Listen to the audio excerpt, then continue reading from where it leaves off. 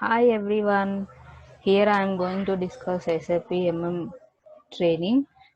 What is SAP MM? SAP MM is a system of applications and products in database, and it is the fourth largest software company in the world. That's why it is an advanced technology. So you have to learn SAP MM. You can either any branch, any degree or BTech, everyone will learn SAP and will do the job. So coming to the point, what is SAP MM? Already I told you, a system of applications and products in the database. And models in SAP. What are the models in SAP MM? There is a two types of models are there. Those are functional models and one is technical models. We'll discuss with one by one. First, coming into technical models.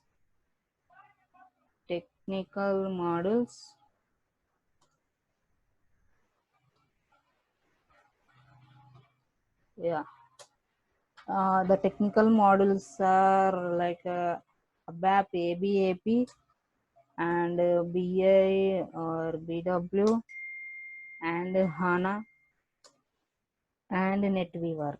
These are the technical models.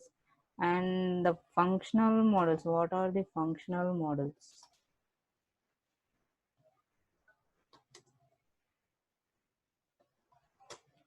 The functional models are FI means finance, and CO means controlling, and HR human resource, and SD sales and distribution, and MM material management, and CRM customer relationship management.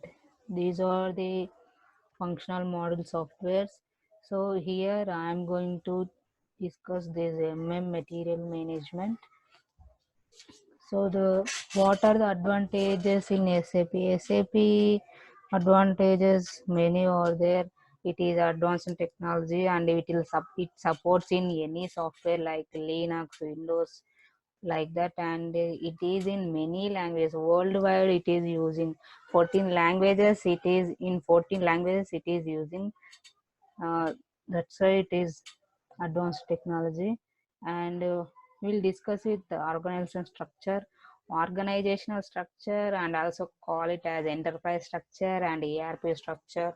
These many names are there because SAP is a ERP software. ERP means enterprise resource planning. So coming to the point, any business scenario, there is a company is there. Company, it is a highest level of organizational unit which represents a company. So under the company code is there. Company codes are one company code, either in two company codes, multiple company codes are also there. Um, so this company represents company code. The meaning of company code is it represents the legal entity who is responsible for the balance sheets. So that is a company code. Um, Multiple company codes assigned to company, but not multiple companies assigned to company code. So this is the one thing you have to note it down. And under the company code, plant is there. The plant, which is a production unit of and manufacturing unit, that is the plant. Under the plant purchase organization, the organization is there. The purchase organization will do the procuring activity, and everything. And that under the purchase organization, storage location also there. The storage locations is the store the goods in the storage locations. So this is completed one. This is whole about the organizational structure and also enterprise structures. We'll discuss what are the business scenarios and how the procurement process will get into it.